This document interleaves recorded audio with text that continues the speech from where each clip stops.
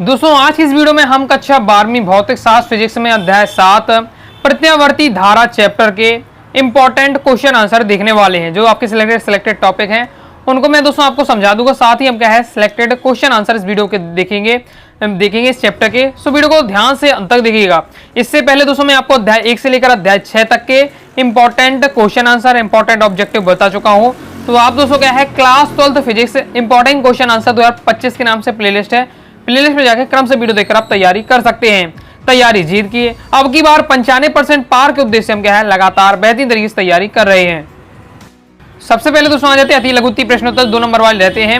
Okay, इसमें पहला हमारा प्रत्यावर्ती धारा द्वारा विद्युत अपघटन क्यों नहीं किया जा सकता।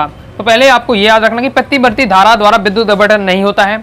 अब क्यों नहीं होता है तो आपसे पूछा जा रहा है। प्रत्यावर्ती धारा की दिशा के तेजी से बदलते रहने के कारण विलयन में धन व ऋण आयनों का प्रभाव किसी एक दिशा में नहीं हो पाता है। प्रत्यावर्ती धारा में क्या होता है, दिशा क्या है बहुत तेजी से लगातार बदलती रहती है। इसके कारण क्या हो जाता है जो विलयन में धन और ऋण आयन है उनका प्रभाव एक दिशा में न होकर अलग अलग दिशा में बार बार होता रहता है, इसलिए इसमें क्या है विद्युत अपघटन नहीं हो पाता है। ओके, नेक्स्ट आपको तैयार कर लेना है ऊंचाई तथा अपचाई ट्रांसफार्मर में अंतर।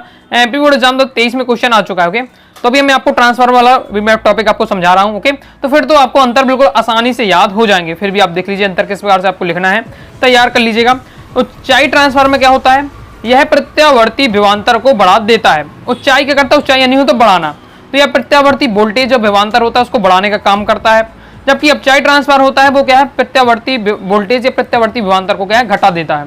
तो धारा की प्रबलता को क्या है घटा देता है। ऊंचाई देखिए आपकी जो प्रत्यावर्ती वोल्टा को बढ़ाता है ऊंचाई ट्रांसफार्मर, लेकिन धारा की प्रबलता को घटाता है। जबकि अपचाई ट्रांसफार्मर दोस्तों आपकी प्रत्यावर्ती विभवांतर को क्या है घटा देता है। ओके, ये प्रत्यावर्ती वोल्टेज को घटा देता है लेकिन धारा की प्रबलता को बढ़ा देता है। नेक्स्ट ऊंचाई ट्रांसफार्मर में क्या होता है, इसकी द्वितीय कुंडली में फेरे प्राथमिक कुंडली से अधिक होते हैं। अभी हम बिल्कुल अच्छे से समझेंगे, आपको पूरा एक डाउट क्लियर हो जाएगा ट्रांसफार्मर में।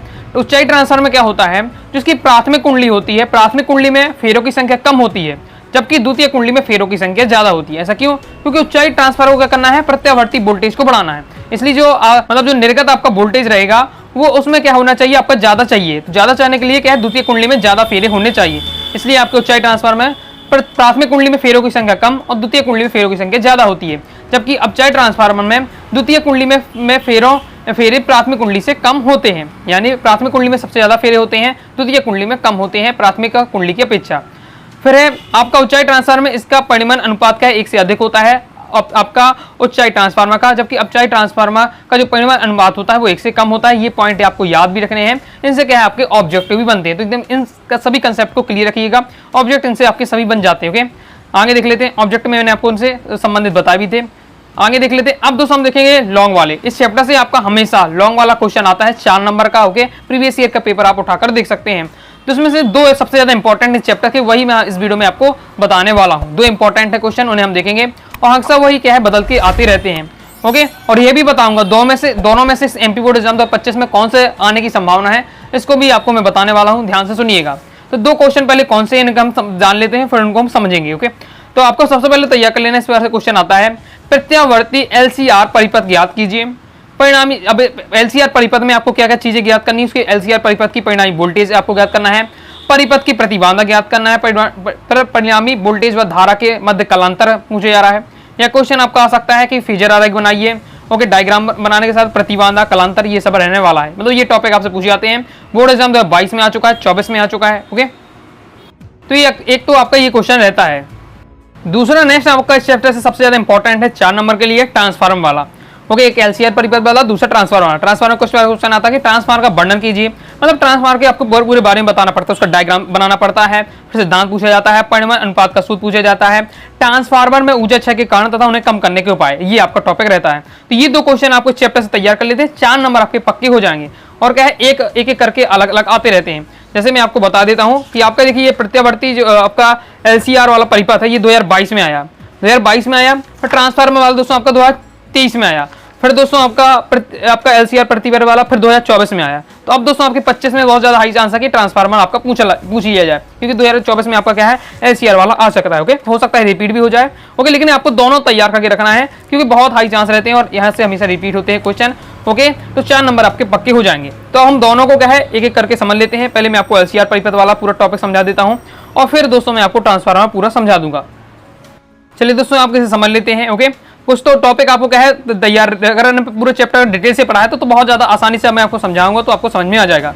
लेकिन अगर आप बिल्कुल भी पढ़ा है डायरेक्ट, जिसे मैं आपको समझा रहा हूँ डायरेक्ट समझ रहे हैं, तो थोड़ा आपको दिक्कत आएगी। लेकिन आपको क्या है समझने का प्रयास करना। चलिए देख लेते हैं क्या रहने वाला क्वेश्चन। इस प्रकार से भी आपका रह सकता है, डायरेक्ट आपको लिख दिया जाएगा एक प्रत्यावर्ती धारा परिपथ में प्रेरक का संधारित्र व प्रतिरोध जुड़ा हुआ, यानी एलसीआर जुड़ा है। एल यानी प्रेरक हो जाता है, सी यानी कंडेंसर यानी संधारित्र हो जाता, आर यानी आपका प्रतिरोध हो जाता है। ओके, इस प्रकार से तो कोई आपका एक परिपथ इस प्रकार से दिया हुआ है, उसमें आपका क्या जुड़ा हुआ है, एक प्रेरक जुड़ा हुआ है, फिर आपका एक संधारित्र जुड़ा हुआ है और प्रतिरोध जुड़ा हुआ है। तो इसकी हमें क्या क्या चीज ज्ञात करनी है, परिणामी वोल्टा ज्ञात करनी है, फिर प्रतिबाधा, फिर कलांतर, और ये हमसे पूछा जाता है। ओके, तो देख लेते मेन धारा कमी आता है, मेन तो आपका आता है डायग्राम बनाने के लिए रहता है, साथ ही परिणामी वोल्टा, प्रतिबाधा, कलांतर और फेजर आरेख। फेजर आरेख क्या है वो भी हम समझेंगे।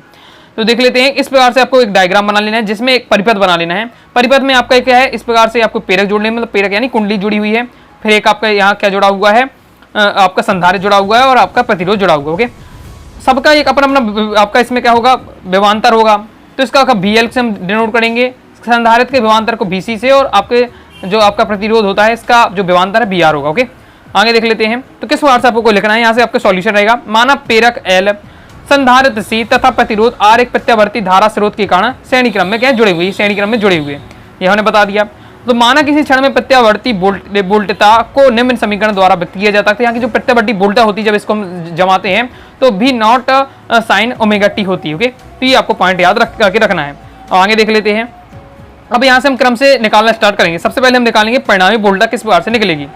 तो हमने माना किसी क्षण परिपथ में I धारा प्रवाहित होती है, तो यदि प्रेरक, संधारित्र एवं प्रतिरोध के सिरों में के बीच वोल्टा क्रमशः VL, VC और VR, तो भाई मैंने आपको समझाया है कि यहाँ जो आपके प्रेरक है इसमें जो आपका वोल्टा हो जाएगी वो क्या हो जाएगी, VL हो जाएगी। संधारित्र की जो आपकी वोल्टा होगी VC लिखेंगे, और आपका प्रतिरोध की जो आपकी वोल्टा होगी VR लिखेंगे। ओके, तो भाई हमें यहाँ बता दिया है। अब यहाँ से आपको क्रम से जानते हैं, ओम का नियम आप जानते ही हैं। ओम बराबर का नियम क्या कहता है, V बराबर IR। ओम का नियम क्या कहता है, V बराबर IR होता है। ओम का नियम क्या कहता है, V बराबर होता है हमारा IR। ओके, यहाँ तो यहाँ से इसलिए हम यहाँ इसी के अकॉर्डिंग लिखते जाएंगे। तो सबसे पहले हम क्या लिखेंगे, प्रेरक के लिए लिखेंगे तो VL लिखेंगे। ओके, आई धारा तो पूरे परिपथ में एक ही बह रही है, तो धारा सभी के लिए एक से रहेगी। और R की वैल्यू क्या है, तो हम प्रेरक के लिए जो इसका प्रतिरोध हो जाएगा उसको हम क्या लिखेंगे, XL लिखेंगे। ओके, XL लिखेंगे, XL लिखेंगे। ये क्या आपका कहलाएगा, प्रेरक का प्रतिरोध है। इसका संधारित्र का अलग प्रतिरोध होगा, तो उसके संधारित्र के प्रतिरोध को XC से दर्शाएंगे। जबकि इसके जो प्रतिरोध होता है, मेन प्रतिरोध है, प्रतिरोध का प्रतिरोध ही होगा, तो इसे हम RE से डिनोट करेंगे। तो इस प्रकार से हमारे ये सभी इक्वेशन बन जाते हैं। दूसरा इक्वेशन, तीसरा, चौथा, इस प्रकार से हमने नाम दे दिया है। ओके, फिर यहाँ हमने बता दिया कि जो XL है वो पेड़ की प्रतिघात है, जैसे हम क्या कहते हैं प्रतिरोध ना बोल के इसे क्या कहते हैं, पेड़ की प्रतिघात, यानी प्रेरक की जो प्रतिरोध होता है उसे हम पेड़ की प्रतिघात कहते हैं। जबकि SC हमारा क्या है, संधारित्रीय प्रतिघात है। आगे देख लेते हैं। इसके बाद देख लेते हैं, अब ये टॉपिक दोस्तों अगर आपने पूरा शुरू से इस चैप्टर को डिटेल से पढ़ा होगा तो आपसे बन जाएगा। अगर आप अच्छे से तैयारी करना चाहते हैं, नोट्स ले लीजिएगा, तो आपको एक एक टॉपिक आपका क्लियर हो जाएगा। तो कोर्स को ज्वाइन करने के लिए दोस्तों आप क्या है 90 39 53 44 79 इस दिए व्हाट्सएप मैसेज करके आप क्या है क्लास 12th फिजिक्स के कोर्स को ज्वाइन कर सकते हैं, जिसमें आपको ऑल चैप्टर PDF नोट्स मिल जाएंगे डिटेल से, साथ ही all chapter important question answer रहेगा, ऑब्जेक्टिव क्वेश्चन आंसर रहेगा, मॉडल पेपर रहेगा, प्रीवियस ईयर पेपर रहेगा सॉल्यूशन के साथ। तो अच्छे से आप तैयारी कर पाएंगे। ओके, तो अब देख लेते हैं, ये टॉपिक आपको याद रहना चाहिए, नहीं है तो इस क्वेश्चन के लिए आप तैयार करके रखिए और समझ लीजिए। क्या होता है कि परिपथ में जो आपका होता है, ओके, कोई परिपथ में आपकी इस प्रकार से यहाँ धारा बह रही है, तो इसको हम यहाँ I धारा बह रही है। ओके, इसके बाद दोस्तों हमारा जो होता है परिपथ में जो VR होता है वह I क्या होता है, समान कला में होते हैं। यहाँ जो आपको VR रहते हैं और I होती है जो धारा जिस बह रही है, समान कला में है, एक ही दिशा में होते हैं, एक ही कला में होते हैं। ओके, इस प्रकार से बताया जा रहा है। इसके बाद है हमारा जो VL धारा I से 90 डिग्री अग्रगामी होती है। 90 डिग्री होता है, 90 डिग्री कौन बना है, तो ये अग्रगामी होता है। कौन अग्रगामी होता है, VL। ओके, तो VL अग्रगामी होता है। जबकि दोस्तों आपका जो VC होता है वो आपका क्या होता है, पश्चगामी होता है। ओके, तो ये अग्रगामी होता है तथा BC आपका I धारा के 90 डिग्री क्या है, तो पश्चगामी होता है। अतः VL और BC के जो बीच कलांतर होगा कितने डिग्री बनेगा, आपका 180 डिग्री बनेगा। देख सकते हैं VL और BC के जो बीच का कलांतर बनना है वो कितने बनना है, 180 डिग्री बनना है। तो ये आपको याद करके रखना है। ये टॉपिक अगर शुरू से पढ़ा हो तो आपको वो चीज़ समझ में आ जाएगी, लेकिन अब डायरेक्ट मैं आपको समझा रहा हूँ टॉपिक, तो इसलिए आपको ये टॉपिक ध्यान रखना है। तो इस प्रकार से दोस्तों हमारा ये डायग्राम रहने वाला, यही दोस्तों हमारा फेजर आरेख कहलाता। तो आपने देखा होगा कि क्वेश्चन पूछा जाता है फेजर आरेख बनाओ, तो यही आपका फेजर आरेख रहता है। ओके, इसके बाद है हमारा तब परिणामी वोल्टा हमारा क्या हो जाएगी, तब इसकी जो परिणामी वोल्टा हो जाएगी, हमारी परिणामी वोल्टा है VL माइनस BC, ज्यादा में से कम घटाएंगे हम तो VL माइनस BC हो जाएगी। ओके, अब इसके साथ ही हमें क्या करना निकालना है, ये हमारी परिणामी वोल्टा यहाँ से निकलेगी V। ओके, दोनों के बीच की जो परिणामी वोल्टा इस प्रकार से रहेगी, जो VL माइनस BC रहेगी। इस प्रकार से हमें बना लेना है डायग्राम। चूंकि हम क्या है VL माइनस BC और VR के बीच क्या बनना है, देखिए इसके बीच और VR के बीच, ये और इसके बीच क्या बनना है, 90 डिग्री कोण बनना है, कलांतर है, इसलिए हम इसमें क्या है पाइथागोरस प्रमेय लगाकर हम इनकी वैल्यू निकाल लेंगे। तो यहाँ चलिए इसमें पाइथागोरस प्रमेय लगाते हैं। तो पाइथागोरस प्रमेय क्या कहती है, पाइथागोरस प्रमेय कर्ण का स्क्वायर, ये हमारा कर्ण क्या है, ये है हमारा कर्ण। हो गया, तो कर्ण का स्क्वायर क्या हो जाएगा V, तो V का स्क्वायर हो जाएगा, बस हो जाएगा दोस्तों आपका आधार का स्क्वायर। आधार हमारे इसमें क्या है, ये वाला डायग्राम आपको देखना है। ओके, तो आधार इसमें हमारा क्या है VR है आपका, ये VR की वैल्यू है पूरा। ओके, और इसके बाद दोस्तों हमारा हो जाएगा आपका लंब का स्क्वायर। अब लंब हमारा ये है, यहाँ है, इसकी जो वैल्यू होगी वही इसकी वैल्यू होगी, तो VL माइनस BC इसकी भी आपकी वैल्यू हो जाएगी। ओके, तो ये आपको इस प्रकार से रखना, बस आपको सिंपल इसको क्या है सॉल्व कर देना। अब यहाँ लेकिन आपको वैल्यू रख लेनी है, सभी की वैल्यू हम पहले निकाल चुके हैं, समीकरण 2, 3, 4 से इनके सभी के मान रख देंगे हम, जो इनके मान हमने पहले निकाल लिए वो हम मान रख देंगे। ओके, तो ये हमने मान रख दिया है। इसके बाद दोस्तों हमारा क्या है, यहाँ आपका I कॉमन रहता है, तो यहाँ I कॉमन ले लेते हैं, फिर इसे टोटल से I कॉमन ले लेते हैं। इस प्रकार से आपका हो जाएगा, यहाँ से स्क्वायर हटेगा तो पूरा रूट चढ़ जाएगा आपका, इस प्रकार से आपका पूरा आ जाता है। ओके, इसके बाद दोस्तों I आपका स्क्वायर है तो ये बाहर आ जाएगा रूट से, ये आपका हो जाता है। दोस्तों हम जानते हैं कि XL बराबर होता है WL और XC बराबर होता है हमारा WC। ओके, ये हम जानते हैं, तो ये हम यहाँ वैल्यू रख देंगे तो हमारा आ जाते हैं। तो यही दोस्तों हमारी क्या है परिणामी वोल्टेज जो है वो निकल आती है।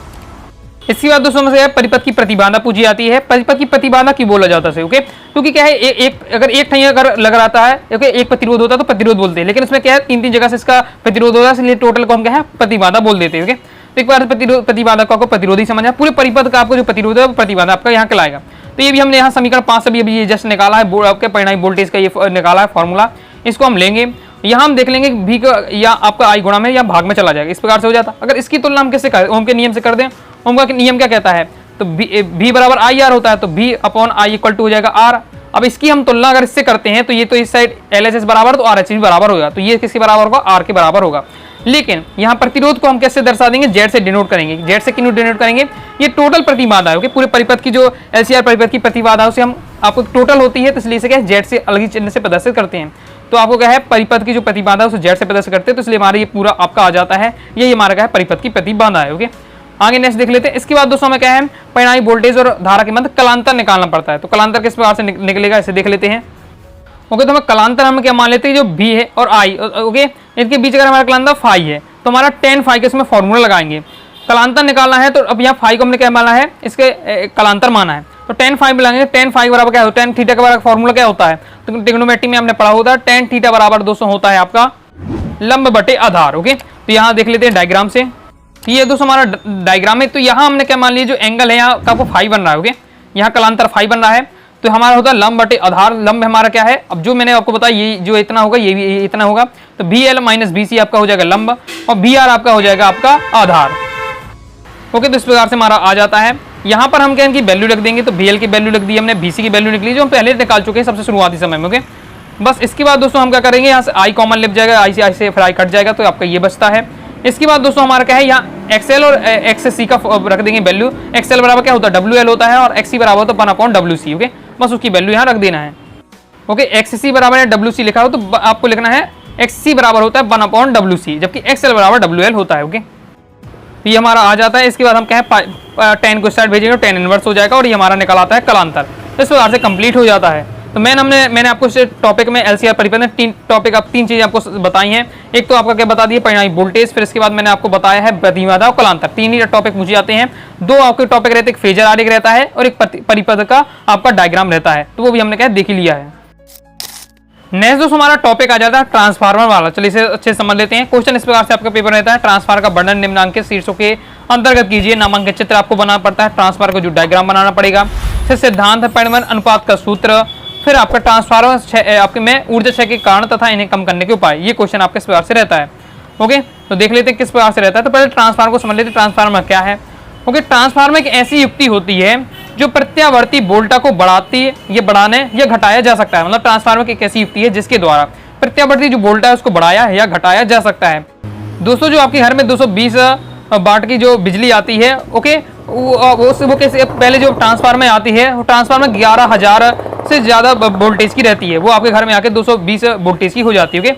ओके, इसको जो बीच में ट्रांसफार्मर लगा रहा होता है जो क्या है 11,000 वोल्टेज को क्या है 220 वोल्टेज में बदल देता है। तो ये ट्रांसफार्मर का मेन इसमें काम रहता है। ट्रांसफार्मर क्या करता है, जो प्रत्यावर्ती वोल्टेज होता है उसको क्या बढ़ाता है या घटा भी सकता है, दोनों से काम करते हैं। ओके, और ये जो आपका होता है अन्योन्य प्रेरण के सिद्धांत पर कार्य करता है। इसको अच्छे से तैयार करिएगा, ऑब्जेक्ट में हमेशा पूछा जाता है ट्रांसफार्मर अन्योन्य प्रेरण के सिद्धांत पर कार्य करता है। किस प्रकार से करता है हम देखेंगे।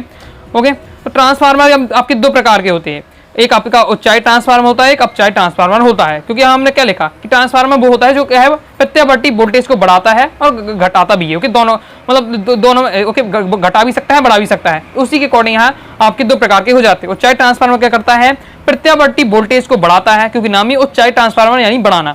तो प्रत्यावर्ती वोल्टेज को जो बढ़ाता है वो आपका होता है उच्चाई ट्रांसफार्मर। लेकिन जो आपका क्या है प्रत्यावर्ती वोल्टेज को जो घटाता है वो होता है आपका अपचाई ट्रांसफार्मर।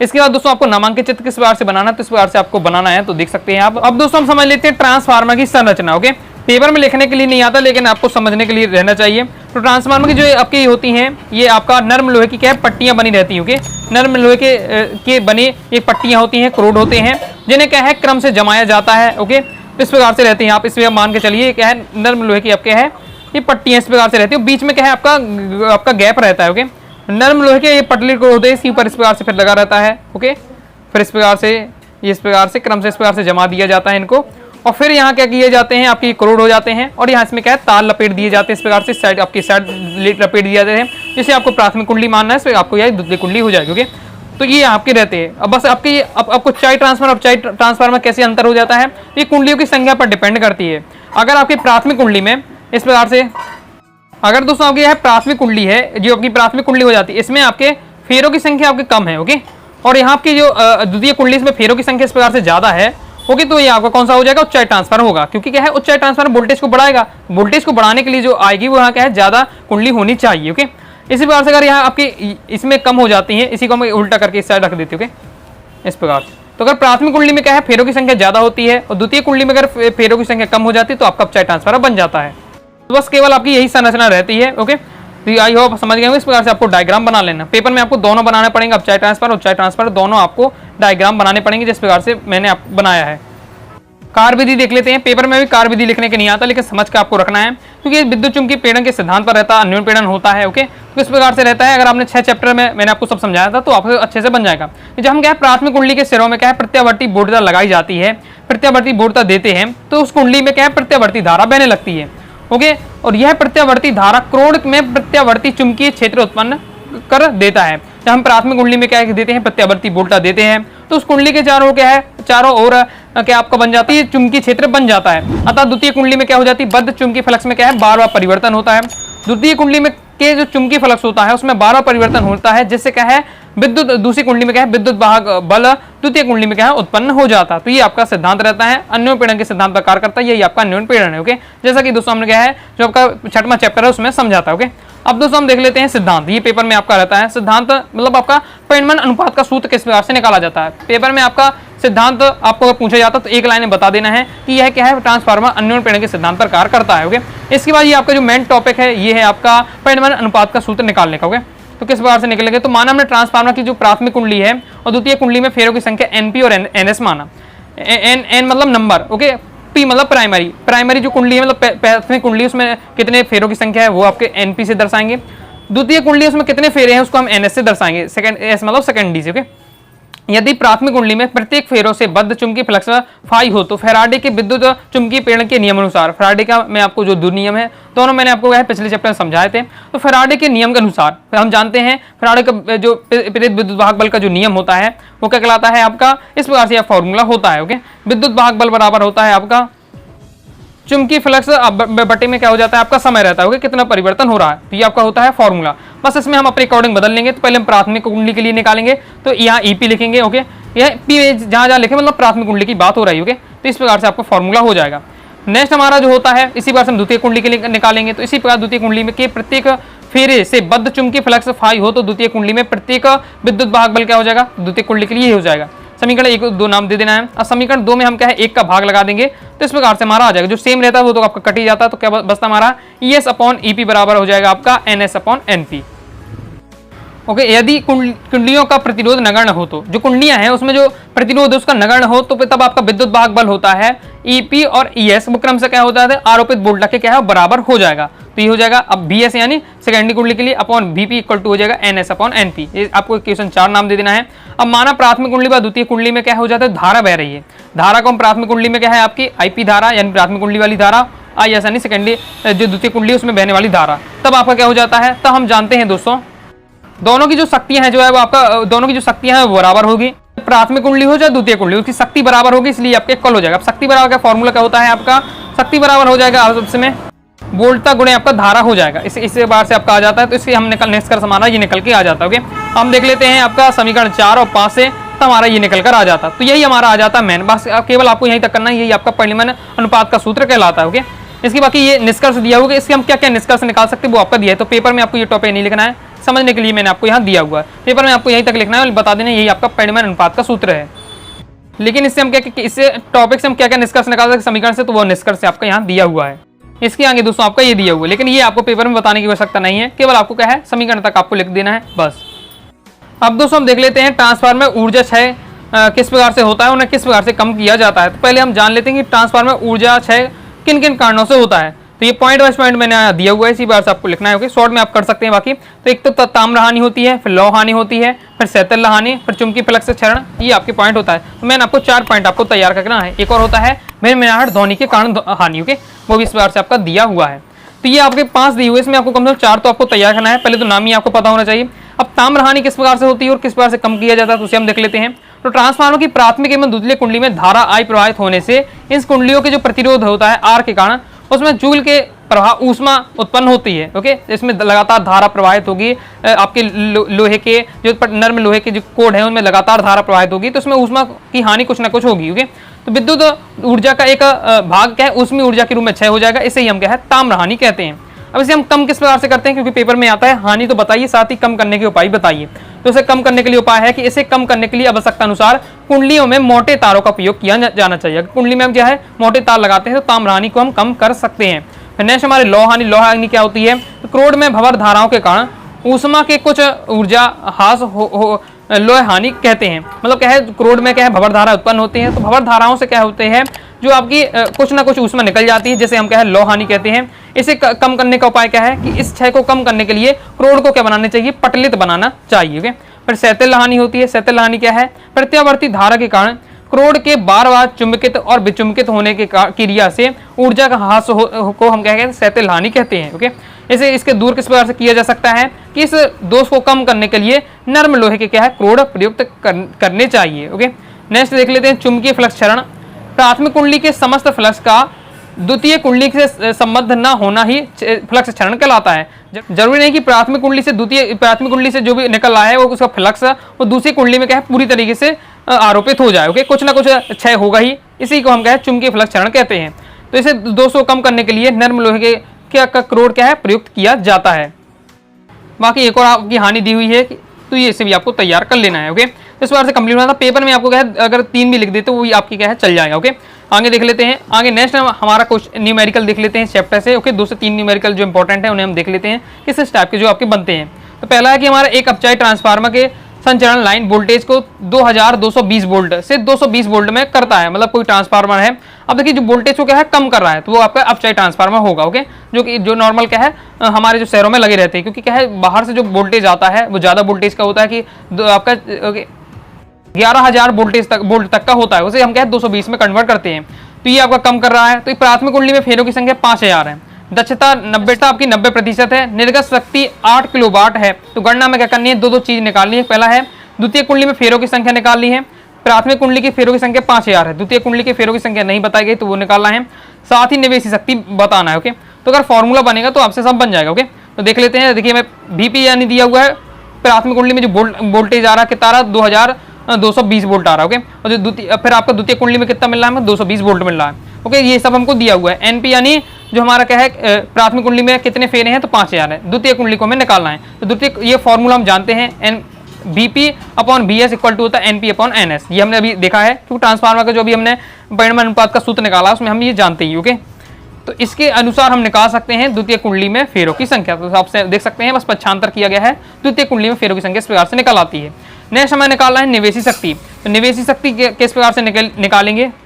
निवेशी शक्ति में इसमें दक्षता बराबर है, आपका यहाँ दक्षता बराबर होता है, फॉर्मूला है दक्षता बराबर होता है निर्गत शक्ति बटे निवेशी शक्ति। निर्गत शक्ति यानी जो हमें शक्ति मिलती है, निवेशी यानी जो शक्ति हमें क्या है देनी पड़ती है वो होती है। ओके, तो ये आपका फॉर्मूला होता है, याद रखना इस फॉर्मूला को। दक्षता बराबर निर्गत शक्ति बटे होती है निवेशी शक्ति। ओके, तो यहाँ दक्षता हमारा क्या हो जाएगा? दक्षता किस प्रकार से निकालेंगे? देखो दक्षता में क्वेश्चन में दिया हुआ है, दक्षता में कितनी दी हुई है? 90% दी हुई है। तो इसको हम क्या है नॉर्मल संख्या बदलेंगे तो 90 बटे आपका 100 हो जाएगा। ओके, प्रतिशत का मतलब क्या होता है? 1/100 कट जाएगा तो आपका आ जाएगा 0.9। ओके, ये वैल्यू हम क्या है मान रखेंगे। बस इस बार से हमारा ये हो जाता है निवेश शक्ति बराबर क्या है, इसको ये पक्षांतर हो जाएगा, ये हो जाता है।